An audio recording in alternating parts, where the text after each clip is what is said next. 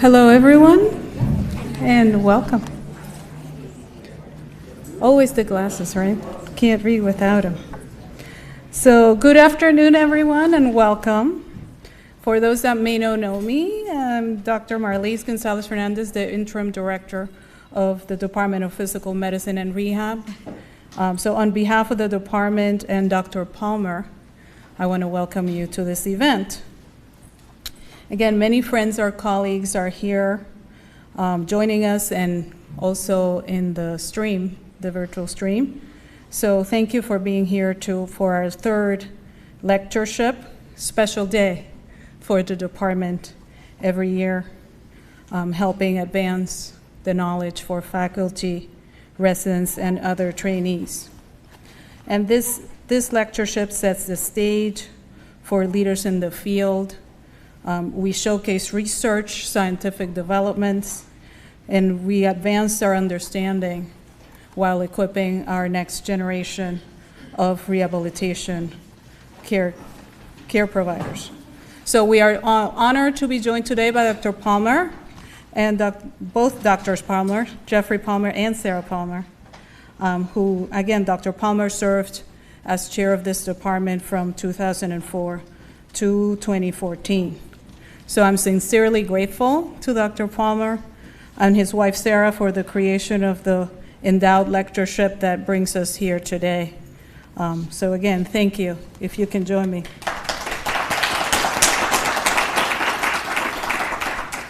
And today we are honored to host Dr. Walter Frontera.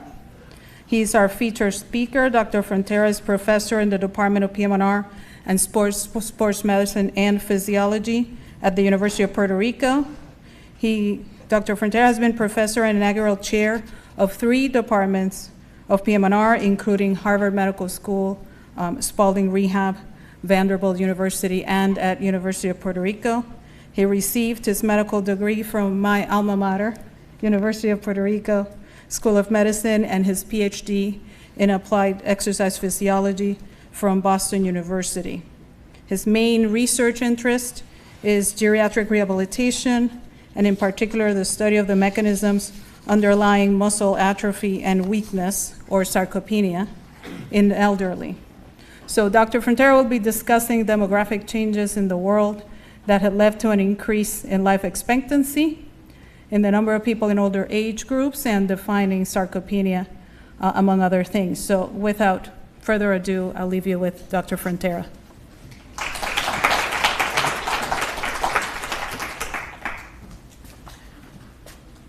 Thank you very much, Marlise, for that introduction.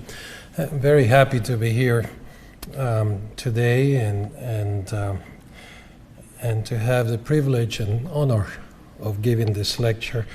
Jeff, I couldn't find a younger picture of you when you were at Juilliard, but I do know that you're now a J&J, a Juilliard and Johns Hopkins individual. It's really a pleasure.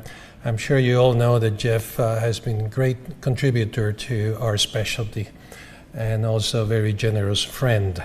So very happy to see you and Sarah here today. So these are my disclosures. Perhaps the most important one is at the bottom. I don't have any conflicts, only interests.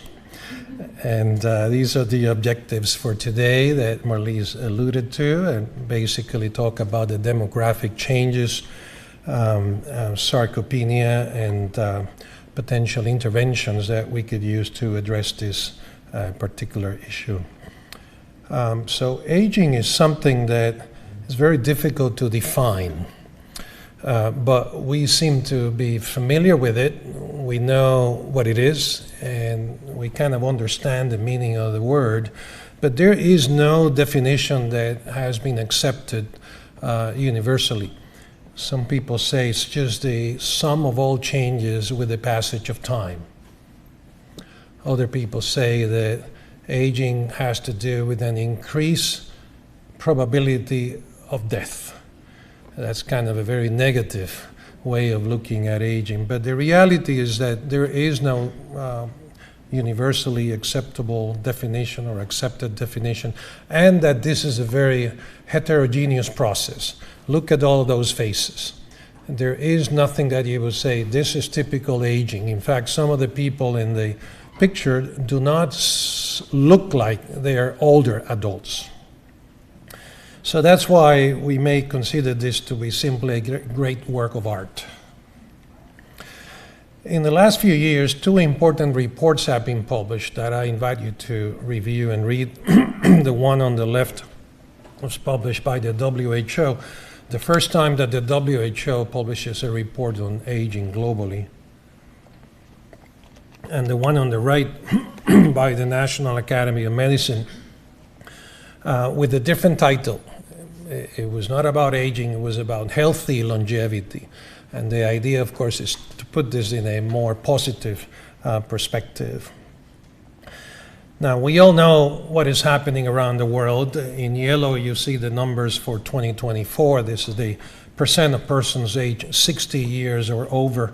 And let me take a moment to say that when you read the statistics, be careful because some of them use 60, others use 65 as their cutoff point. So that's why some of the numbers sometimes do not agree with each other. But nevertheless, the message is very clear. In some countries in 2024, a large percentage of the population was considered to be in this age group.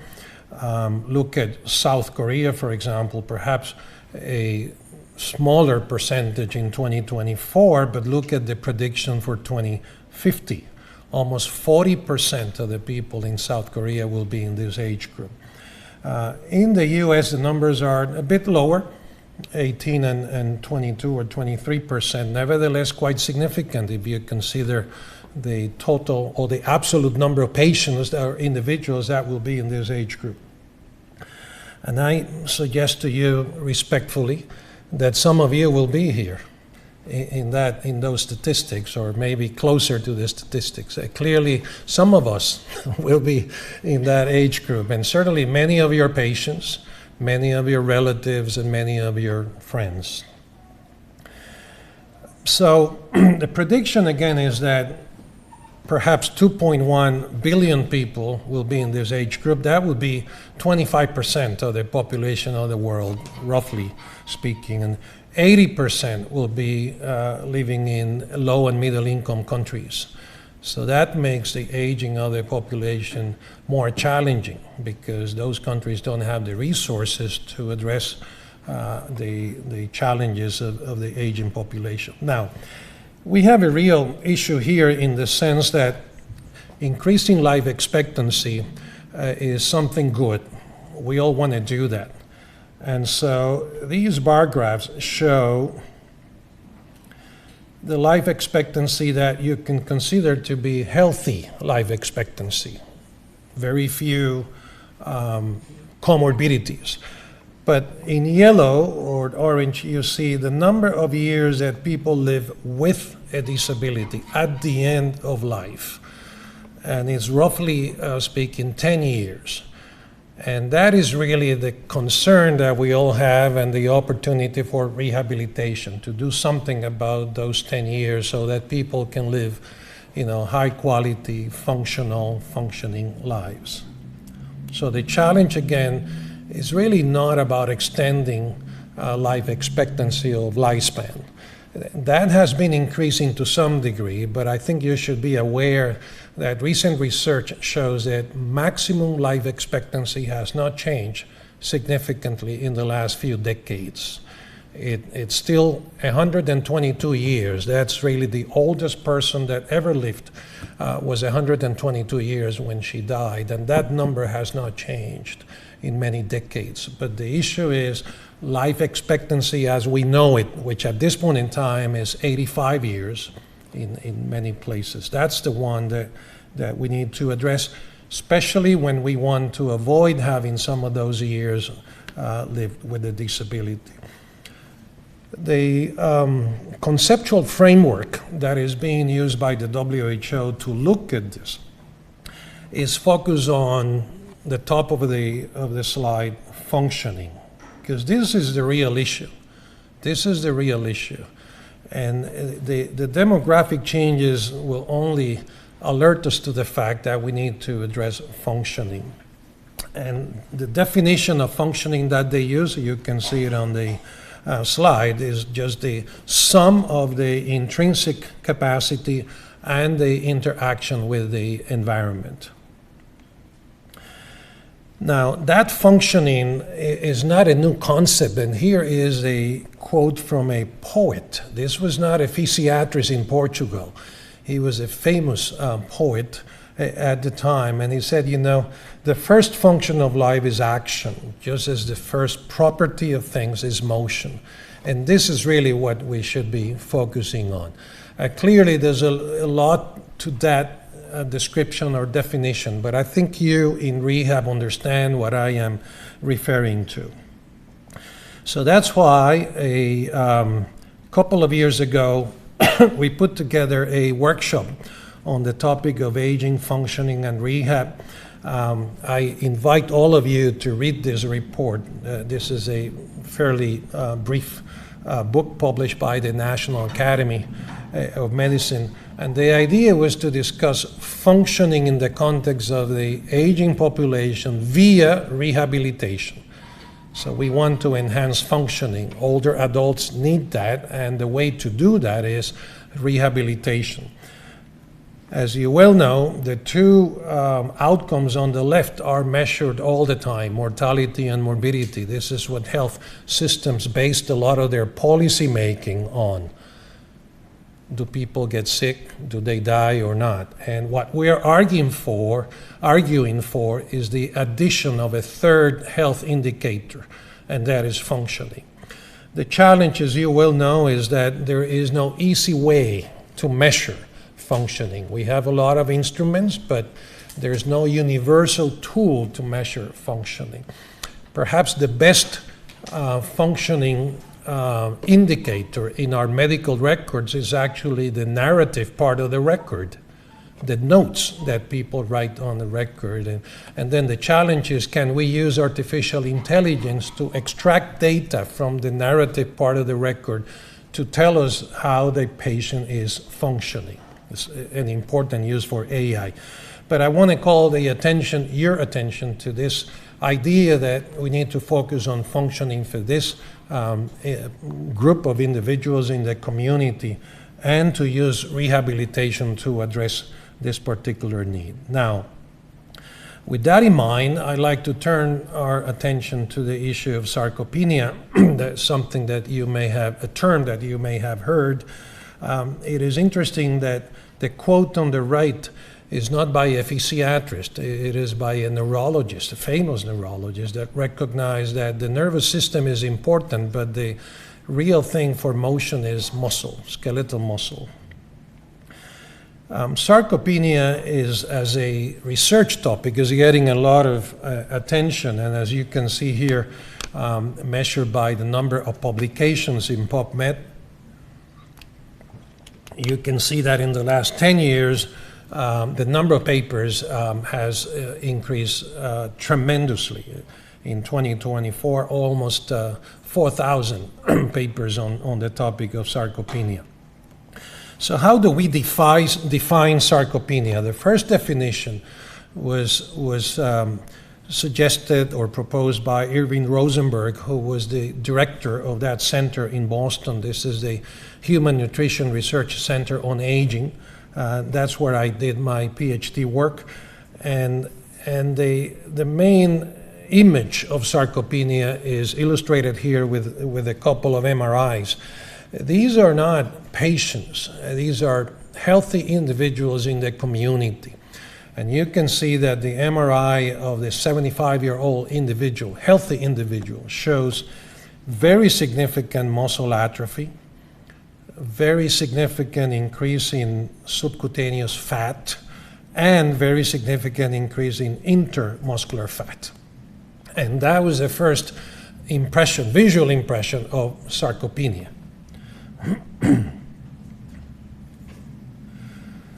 Now we have two definitions of sarcopenia. That work that I presented before was in 1988. So he actually, Dr. Rosenberg actually mentioned the term in a meeting of the American Nutrition Society.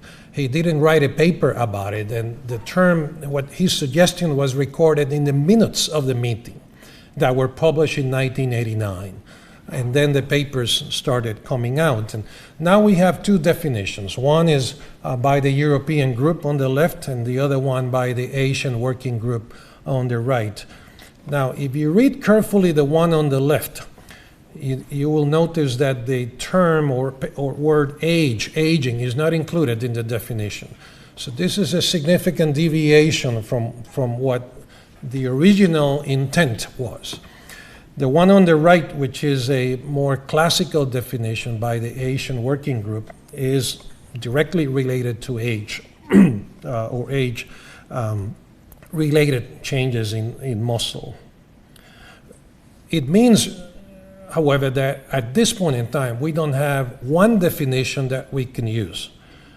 And that's a problem from a research point of view. When you read a research paper, then you have to look at which definition they use. That may make the comparison of different studies and so on a bit more difficult. So the first element is a change in muscle strength, okay?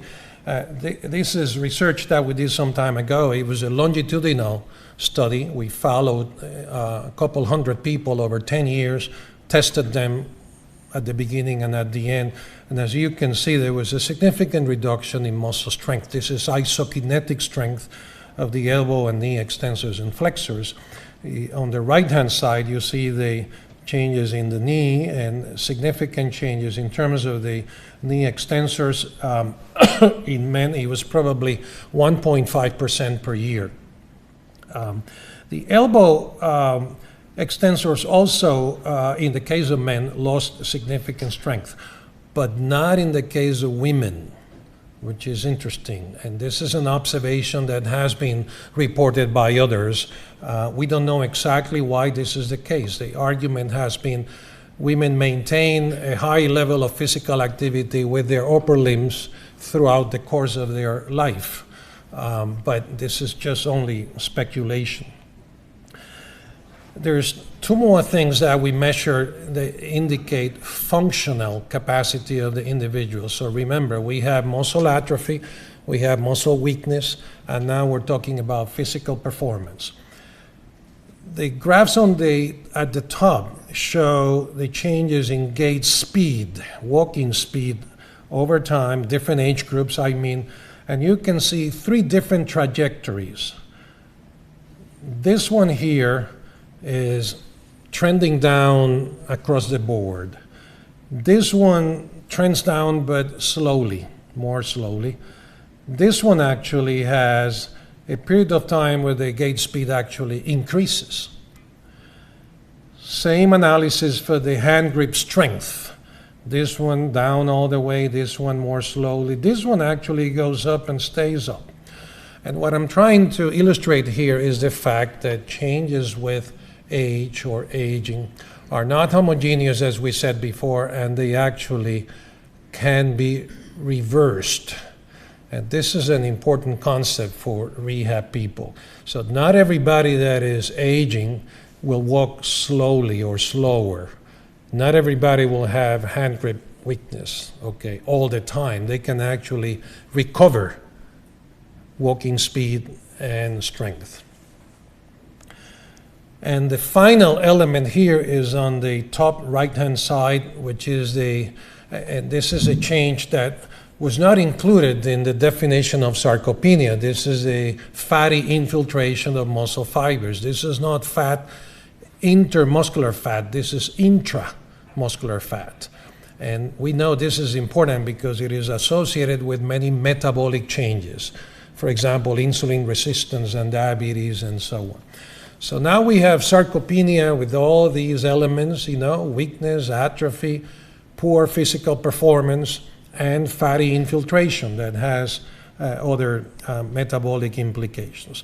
Now, why is it important to recognize sarcopenia? The answer to that is it is associated with very negative adverse outcomes, all listed on the slide. Loss of independence, low quality of life, mortality, poor prognosis in cancer, and so on. So sarcopenia is a predictor of negative outcomes, which is why we should recognize the presence of sarcopenia and use it to treat different health conditions. Now, there's a concept that I want to, I'm not quite sure that I agree with this concept, but I think it's important to mention this. There's a lot of literature now talking about secondary sarcopenia, which is this idea that patients that have other health conditions, stroke, cancer, and so on, develop muscle atrophy. And some people are proposing that we call this kind of muscle atrophy secondary sarcopenia because it is not age-related. It is related to the presence of a health condition. Examples of that are illustrated here. This is a patient with colon cancer. And as you can see on the right-hand side, all of the red stuff is muscle, skeletal muscle. This is the paravertebral muscles, of course. And you can see that there's a lot of muscle atrophy. This is at the L3 level. The other one is work that we've done with a group in Texas looking at sarcopenia in stroke survivors. So you can see on the left-hand side is a normal muscle, ultrasound image of a normal muscle. This one is from a stroke survivor. The challenge with this is that, remember, one of the criteria for sarcopenia is hand grip weakness. All stroke survivors have hand grip weakness in their affected side. So how do you apply the diagnostic criteria if everybody has the same finding, everybody has the abnormal finding? So there's a lot of discussion about this. And again, this is not age-related sarcopenia or muscle atrophy, so different discussion. Now, how do you identify patients in the clinic with possible sarcopenia? And how do you actually make the diagnosis?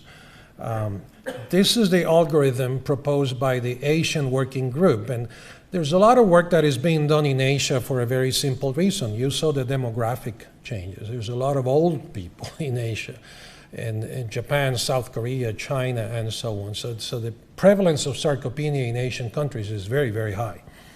So you can see that patients that may come to your clinic and say, you know, look at the top box there, up here, functional decline or limitation, unintentional weight loss, depression, cognitive impairment, repeated falls, malnutrition. Those are things that you can identify in your clinical encounter and may suggest the presence of sarcopenia. If that is the case, then you proceed with the hand grip strength measurement. And there are standards that have been published in the literature for that, and they are listed here. If that measurement is abnormal, then you proceed to do the physical performance test, walking speed. And even though here it says 1.0 meters per second, we use 0.8. The number that we're using in the clinic is 0.8. So if they walk slower than that, then that is a criteria for diagnosis. Other people use the 5-time chair stand test or the SPPB. We think that the walking speed is fairly simple to do in the clinic and actually correlates very well with the presence of sarcopenia. If you have those two criteria, then you go ahead and do the DEXA. But when you order the DEXA, make sure that they will give you the appendicular skeletal muscle mass, not only the bone density. That's not what we're looking for. We're looking for appendicular skeletal muscle mass. And here we have some standards that people use in kilograms per square meters. Now, once you have completed the 3 tests, then you can decide, does the patient have sarcopenia? And here are the criteria: low muscle mass plus one of the other 2 criteria. If the 3 criteria are present, then you can call it severe sarcopenia. The ICD-10 code for sarcopenia is M62.84. So in 2016, this was approved by the WHO in all countries, and this is the one we use in the billing reports that makes the hospitals happy. Now, what is the prevalence of sarcopenia? I think the best paper to answer that question is this one. It's a systematic review of about 140 studies, again, in the Asia region. And as you can see, sarcopenia in the community, 16.5% of community-dwelling individuals. So that means that not everybody that is aging will develop sarcopenia. Not everybody that has muscle atrophy has sarcopenia. Okay, it's a percentage of those individuals. But these are the ones that are at risk of all of those adverse events that I mentioned before. Now, possible sarcopenia is the prevalence is higher, severe, much lower. And if you go by country, this is the, I guess, the prevalence description by different countries. You can see South Korea, very high, China, Singapore, Malaysia, much lower. And it's unclear to me why. I think I'm looking for the your fellow researcher from Malaysia. Where is he? There you go. Okay. So maybe you can explain that in the future. But anyways, the point is that there is a significant percentage of individuals in the community with sarcopenia. Now, if you do this in a rehab unit, in a geriatric rehab unit, then the incidence is higher. So here you have possible, probable sarcopenia, 25%. So you can go to your rehab unit and do this, and I'm quite sure you're going to find a large percentage of your patients that may qualify for this diagnosis, independent of the underlying health condition. I've seen studies similar to this one reporting a prevalence as high as 40%, which is quite high. Now, how much do we know about the basic signs of sarcopenia? There's two things that I want to highlight for you. This is not a detailed review of the basic signs, but number one, this is a multi-systemic problem. All of these systems or changes or problems contribute to sarcopenia. I want to highlight two of them because they relate to the interventions that we may have available. This is one, inflammation. This is a chronic subclinical inflammatory state that is part of the aging process. And number two, the issue with the diet, poor nutritional status or situations. And we're going to come back to those two at the end. So when I was in Sweden for a sabbatical, fantastic city to visit and to spend some time doing research, we used this technique to look at single muscle fibers, individual muscle fibers that were isolated and activated with calcium. So these are we use the muscle biopsy technique and biopsy the vastus lateralis because when you rise from a chair, 72% of your power needed to rise from a chair is produced by the knee extensors, especially the vastus lateralis, which is why this is such an important muscle from a functioning point of view. And these are bundles of fibers. This is one single fiber. You can see this under the microscope, and we activate these fibers with calcium and to measure the actual force production. Now, keep in mind that these fibers have no nervous system at the time of the experiment.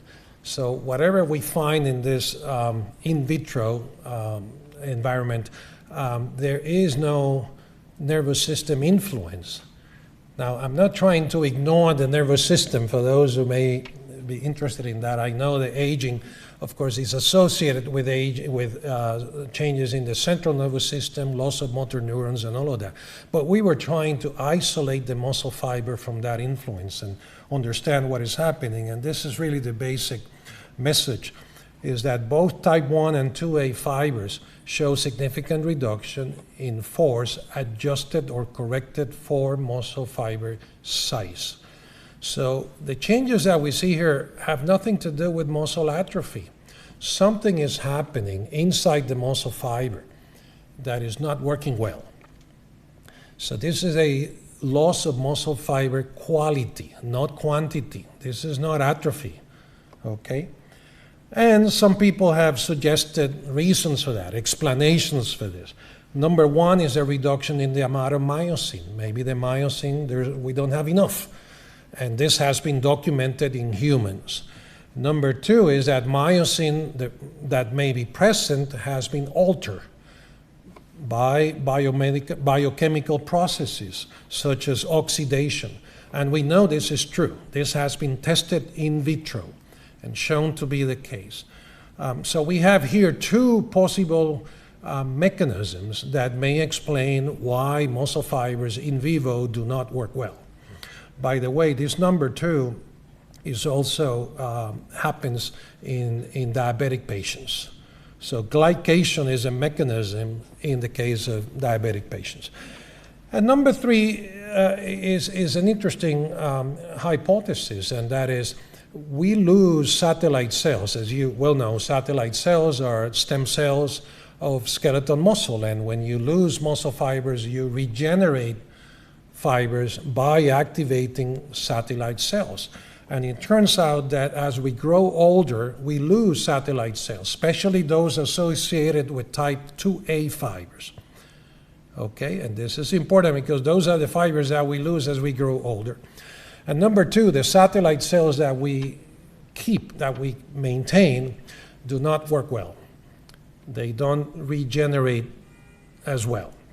So here we have some mechanisms that may explain what is happening at the cellular level in sarcopenia. Now, so what do we do about this? We seem to have a much better understanding of what this problem is and how to deal with it. The answer, as I discussed with the residents this morning, is one of the answers is exercise. And we have a weightlifter here that is exercising in nature. One of them, at least, the other one is happy to be given a ride. The idea that exercise is important is not new, of course. I mentioned this morning. This is part of the work we did many years ago in Boston. And the basic idea was, do older people respond well to strength training? Do they actually respond? And do they respond well? So this particular study showed very clearly increases in muscle strength and muscle size and muscle fiber size. So older people have the capacity to respond to the challenge of strength training. At this point in time, this seems to you perhaps kind of an obvious thing to do. But this is 1985. At the time, people were concerned that older people should not be lifting weights because it was negative for their hearts or whatever. So you have to understand the thinking at the time that we did the study. This is the most recent prescription that is being recommended for older people, for older adults. This came out in a paper on sarcopenia. This is a review paper that was published in Nature Reviews 2024. And for the residents, you see some of the elements that we discussed this morning. So this one is recommending 2 sessions per week. Personally, we do 3, not 2. Then we select some of the muscles in different parts of the body, of course. We start at 40 to 60%, especially when we know that the individual, the older adult, does not have experience lifting weights. So it's very low intensity. And we try to take them to 70 to 85%. The RPE that you may be familiar with is a perception of the intensity of exercise. There is a way to do that. We use 3 sets, 10 repetitions, and we give them a little bit of rest in between exercises and so on. Excuse me, 70 to 85% of what? Of the 1 repetition maximum. So we have to estimate how much can they actually lift once. This is the 1 repetition maximum. If that may be, I don't know, 50 pounds, and then we take 70% of that. And that is the training intensity that we use. Now, again, initially, be careful with that. Older people that are not exercising and so on, you should start very low so you don't lose them. Now, let me also say to you that, as you will know, not everybody will respond to training the same way. I'm sure you have patients that you send to PT and they come back and say, well, I didn't gain anything. And we see the same thing here. The ones in the middle of the graph do well. The ones on the right-hand side, called extreme responders, they do very well. But then we have a group of people on the left-hand side, the so-called low responders, that don't do well. And we don't know exactly why. And some people have hypothesized that this is all genetic, and that may be the case. We don't know that for sure. Now, the first thing that you should do in the clinic is not to blame the genes, is to actually adjust the prescription. Change the exercise prescription first. And then if that doesn't work, then you can get into other hypotheses. Now, when you do activities of daily living, you of course need to generate force, but you never use maximal strength, maximal force, because most activities of daily living do not require maximal force. When you look at this picture, especially at the bottom of the slide, you see the Shibuya crossing in Tokyo, Japan. And there's a lot of people there trying to cross the street, right? So when you're crossing an intersection in a city like Tokyo, and actually in a city like Baltimore, I saw that this morning, you have this here. You get a certain amount of time to cross the intersection. So when you introduce time to the equation, then you're not talking about strength or force. You're talking about power. That's what the physics tell you. And essentially what we argue is that for many activities of daily living, the important thing is not to have high maximal strength, is to generate force quickly. If you're going to break a fall, you need to generate force, not maximal force, force quickly. And that is by definition power. So we decided to change our exercise training approach and do power training, so-called power training. This is work that we've done with Jonathan Bean in Boston, and we call this program the Increased Velocity Specific Training. A long name for simple exercises, but the one on the right is the typical NIH, NIA recommendation using standard free weight lifting programs that we're familiar with. The one on the left are exercises that we think are more functional. And this is how we did some of the exercises. You see the people here, they're using their arms and hands to do the exercise, right? This is more functional, functionally oriented, and there are many exercises like this.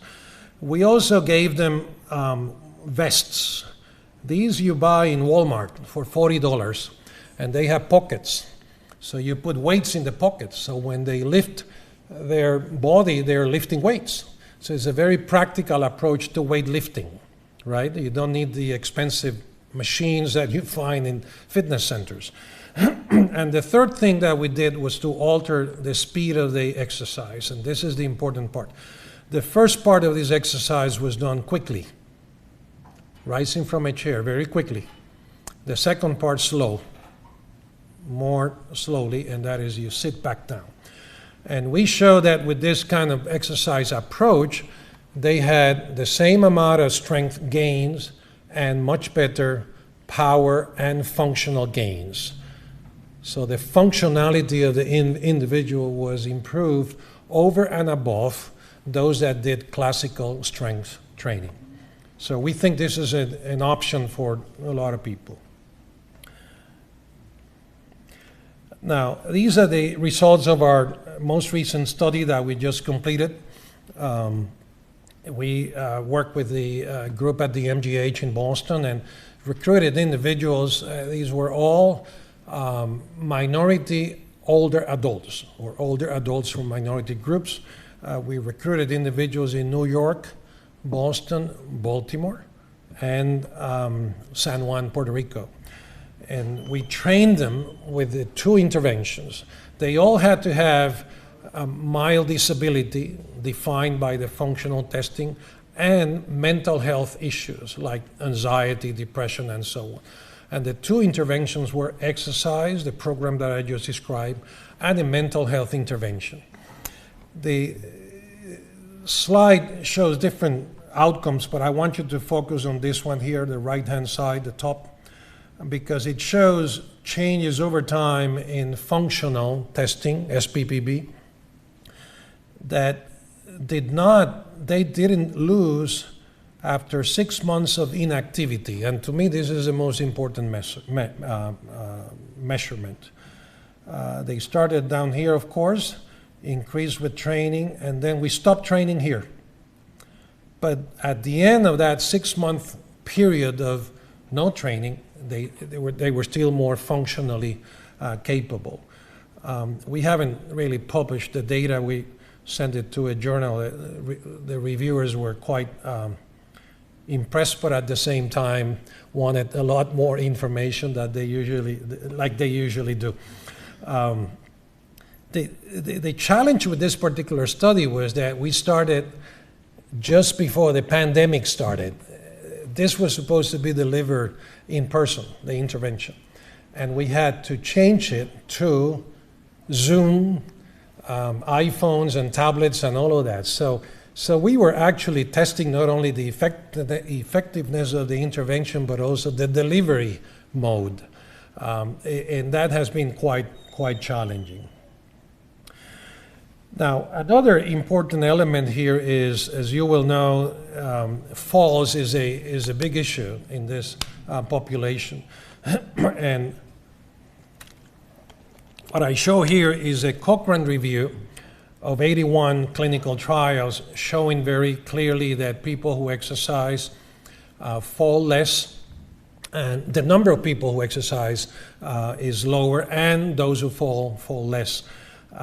The message, however, is the last bullet, that the kind of exercise that you have to implement, the exercise program, if you want this outcome, is an exercise that includes or combines strengthening exercises and balance, which is why the picture shows Tai Chi, which is probably the best way to combine those two types of exercise in the same exercise session. So Tai Chi is a recommendation for this particular outcome. Now, there's a second issue here that we need to, a second intervention that we need to think about. And it's been shown that if you increase the amount of protein in your diet in combination with the exercise, the strengthening exercises, the results are better. So what we're saying is you need to do strength training, but you also need to pay attention to the amount of protein in your diet. The amount right now is probably in between 1.2, 1.5 grams per kilogram or body weight per day. It has to have significant leucine, because leucine is the amino acid that activates the pathway in the cells that ends with protein synthesis or leads to protein synthesis. This amount of protein can be evenly distributed during the day, breakfast, lunch, and dinner. It doesn't have to be ingested right after exercise. And it has been shown that animal and plant protein both are effective. Okay. Of course, the first thing you should do is understand whether your diet is providing this amount of protein. If it's not, then you should be adding a supplement. And one of those small containers of Ensure that we all like have about 25 grams of protein. So it's a simple drink that in case you're not eating this much, then you should be adding that drink. But what is very clear is that the combination of exercise and high protein diet works, and is at this point in time the most effective intervention. Other things that are being tested include calcium, vitamin D, and so on. This graph essentially shows that when you administer amino acids plus calcium and vitamin D, there's a reduction in all of those inflammatory markers that I mentioned before. Okay? So you control the inflammatory state in those individuals with this simple intervention. In my opinion, I think exercise, high protein diet, and vitamin D, that combination is probably, at this point in time, the one that is supported by scientific evidence. Now, to conclude, I'd like to get into something that, it's pure speculation on my part, but I think there is a place in science for this. And I would say that there's 2 or 3 things that are being developed or researched that may help us with this issue. One of them is the senolytics. As you may know, as we grow older, many of our cells die because they don't grow and divide, but they don't disappear. And those are called senescent cells. And those cells actually release inflammatory biomarkers or mediators. And that's the source of this chronic inflammatory state in older individuals. And there's several groups of people developing senolytics.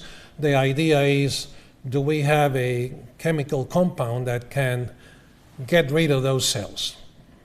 And that's really the focus of the research. These 2 drugs listed there are not experimental. These are drugs that are being used to treat cancer. So they are available. Sorry. And they've been tested by a group at Mayo Clinic and show that in animals it really works. And in ex vivo human tissue also work. So I think the research in this area is promising. Number 2 is something that everybody talks about, stem cells may, help us with stroke and TBI and spinal cord injury and osteoarthritis of the knee and so on. And the theory is beautiful, but we still don't really know how to use them. Certainly not in the case of sarcopenia and aging. And the third one is gene editing that was described by the 2 researchers in the picture.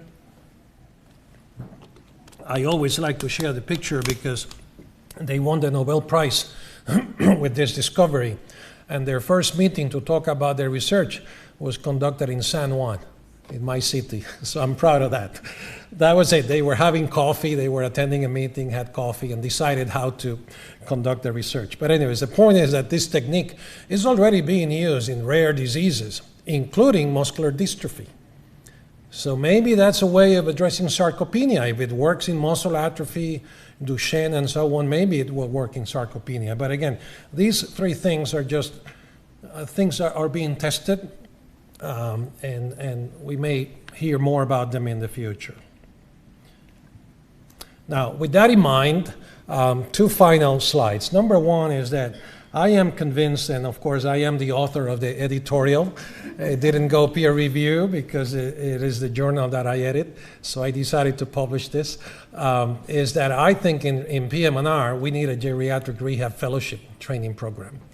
We have plenty of patients, plenty of health conditions, issues, and so on. Much more than in some of the fellowships that we offer, by the way, no offense. But I think it's important to get the board to think about this.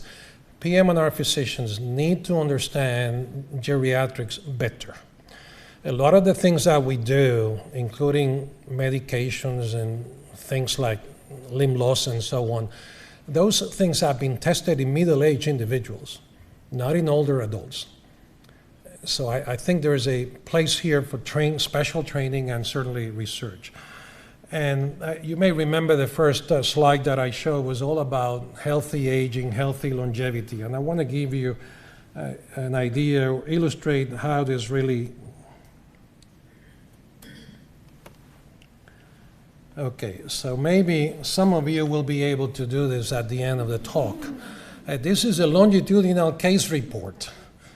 The lady was 89 on the left, 95 on the right.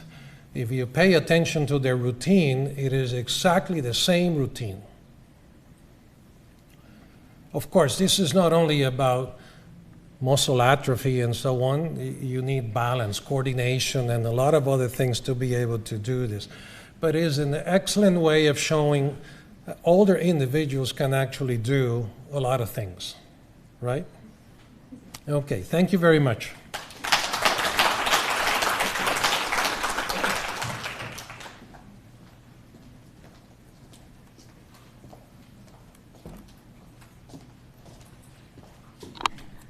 Thank you, Walter. Any questions from Dr. Frontera?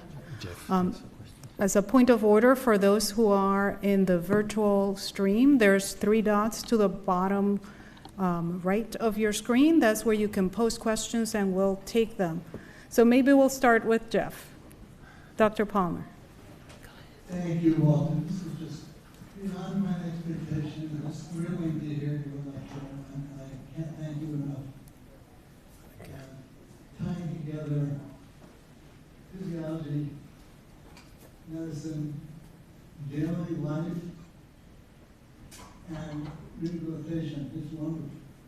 And the underpinning of basic science is just what we wanted to do with these lectures, was to be able to show people that the basic science and the medicine and the rehabilitation all go hand in hand. It's not, oh, I'm a rehabilitation person, I don't have any use of basic science. No, it's the opposite. So I appreciate that very much.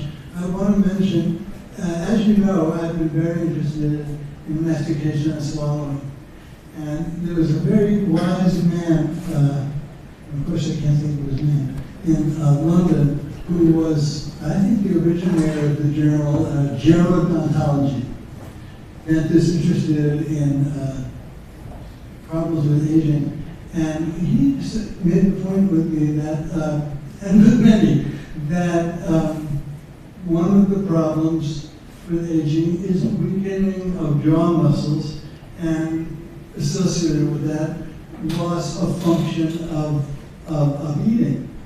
And so he said, elderly people tend to eat softer and softer diets as their mastication function goes down.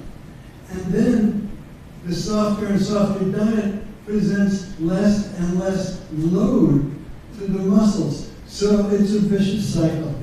And I hope we can, at some point, begin to address that in collaboration with our dental colleagues. Yeah. Well, thank you. I'm happy that you're happy with the lecture. Let me say that even though I focus on the knee extensors, this has been shown to be the case in most skeletal muscles in the human body, including the paraspinal muscles and upper limb and so on. So the knee extensors seem to be more sensitive. I don't know, I don't think we know exactly why. For example, even more sensitive than the knee flexors, which is why some people say if you want to diagnose sarcopenia early, what you should do is ultrasound of the knee extensors. Forget about the DEXA, do ultrasound of the knee extensors. But the point that I want to make is that it's been shown to be, the process has been shown to be active and happening in most skeletal muscles of the human body. And I think that includes the muscle, the swallowing musculature. So I don't know, I know that some of your colleagues in Japan have looked at that. I think the reason why some of the more invasive research is not being done in those muscles is that more difficult to biopsy and to actually use that in an in vitro preparation, for example. The vastus is so easy to get that makes a lot of sense. But I completely agree with you that it's a slippery slope. And that may actually impact the amount of protein that they're ingesting in their diet. If they cannot swallow well, they may limit the amount of protein, which makes that part of the intervention even more relevant. Thank you. It was a lovely talk. Thank you. It's a lovely talk. Question, so you recommend exercise and protein and vitamin D. My question is, some people say anything within the rather large recommended range of vitamin D is fine. Other people push for what some consider really mega doses of vitamin D. What level do you think is good? Yeah. Thank you. That's a very good question. I don't think we have a clear answer for that, quite frankly. I think for the exercise part, we have a very specific dosage. For the protein, we're very close to have a very specific dosage. For the vitamin D, if you look at the different studies, it's really, the range is quite significant. So I'm not sure that we know the answer to that. The second problem is that studies that have used or looked into vitamin D are actually multi-interventional, meaning they combine vitamin D with something else. And then you can't really dissect out the effect of vitamin D. So I think we have a challenge there. And the study that I show, what I was trying to show is the effect on inflammation, that vitamin D may contribute to that, but it's not clear to me that we know what the dosage should be. If I were to be, I guess, in the same range, I would say that it's the same amount of calcium and vitamin D that we recommend for osteopenia. But I'm sorry that my answer is not as specific as for the exercise and the protein. Thank you. First of all, this lecture is fabulous. Thank you. I'm a neurologist, and my question will be basic. I'm sorry about my slide regarding Sir Sherrington. I didn't mean to ignore the nervous system. I'm just trying to focus on muscle because that's my interest. Well, no, I didn't mean that. Fabulous lecture. My questions are that, first of all, you mentioned rehabilitation, and right away I was wondering, what about including maintenance? And What about what? Including maintenance. Maintenance. Before rehabilitation. And where I'm taking this is that in the field of Alzheimer's disease and its treatment, the treatment should also include awareness and recognition and hopefully prevention. My question is, would it help to detect younger people before there are the early changes in the muscles that you cite? Yep. Yeah, this is, thank you for that question. I think it's a very important issue.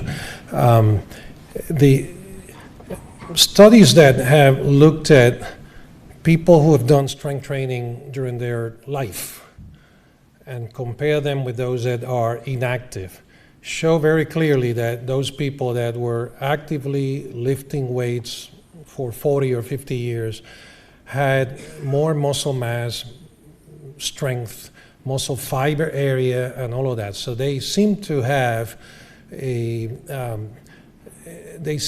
protected their skeletal muscle mass by exercising during their lives. But this is not running, this is weightlifting, which is an important distinction. Not every exercise can address sarcopenia. It has to be weightlifting.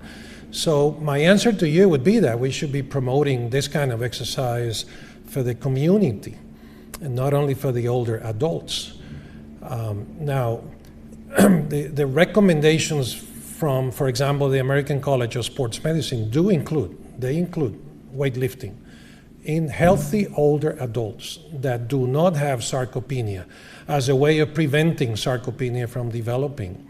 So I agree that the earlier we do this, the better will be the outcome at the end of life. That, of course, hypothesis has to be tested, which is not an easy study to do, as you may guess, a longitudinal study, 50 years following people. But we do know that those who have a life history of exercise do better. That we know. The maintenance part, clearly, people who can start exercising in middle age can probably do much better when they get older. You know, in the rehab world, we now call a lot of that pre-habilitation. So we don't wait until people have lost something to intervene, but we do it before. So thank you for the question. We have one in the back over there. Over there, Don. Yeah. Yes. Thank you for the beautiful lecture. I wanted to ask about sarcopenia as it affects swallowing muscles. In speech pathology, we see many older adults, and for evaluations of swallowing, there's no other obvious etiology that is contributing to their swallowing problems. And so it's attributed many times to sarcopenia, and we advocate for strengthening exercises for the constrictor muscles. And I'm wondering, what are your thoughts about that, and would you, see a broader application of those kinds of exercises? Well, let me say, I'm not a swallowing expert, and I know there's people in the audience that know more about swallowing than I do. But the basic idea is that skeletal muscle will respond to overloading independent of the location of the muscle. That is true in the ankle, the hip, the back, and so on. So my response to that would be that we need to find a way to overload those muscles.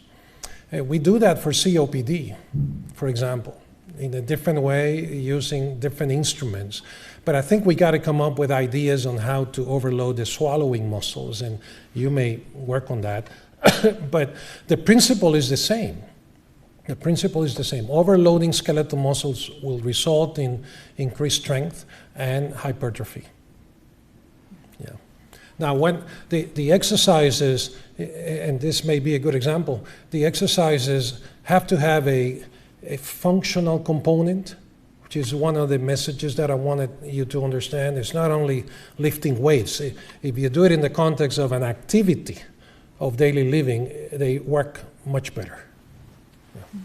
I just want to mention that one of the people who's paying attention to trying to strengthen these muscles and has published some papers on it now is the person who was the first, excuse the expression, I'm a lecturer, and that is Reza Shakir. And so those of us who are in the swallowing world know who he is, and that's where you can look. Yeah. So we have online a couple questions, but I want to share a comment that says, greetings from Seattle.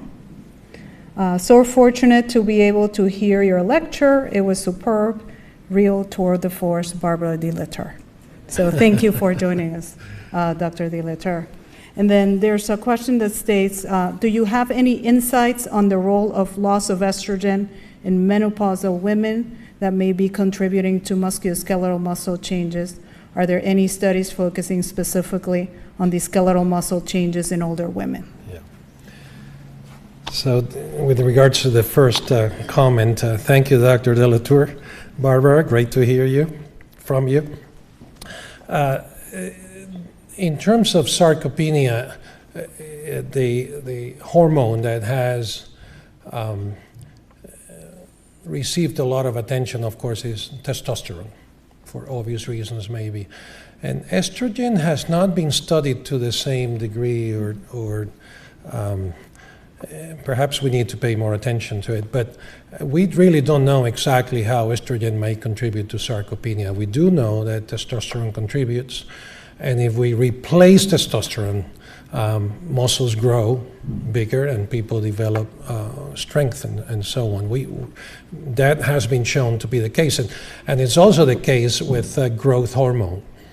So short-term intervention studies using growth hormone and or testosterone have been successful in maintaining muscle mass and so on. The challenge with that is that these are short-term interventions, and it's very hard to justify this as a public health intervention. Are we going to give testosterone to everyone in this age group and so on? And I don't think we can justify that. In fact, it's been discussed in the literature, and the conclusion is this is not something we should be recommending to everybody unless they have abnormally low testosterone levels, for example.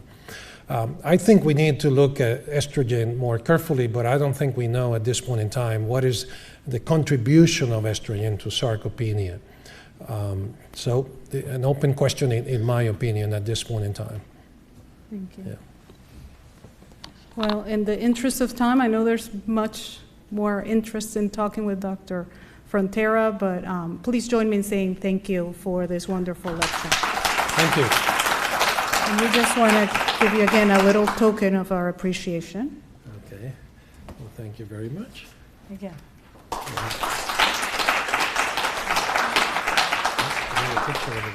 Yep. And well, There's again. another picture over there. Pictures.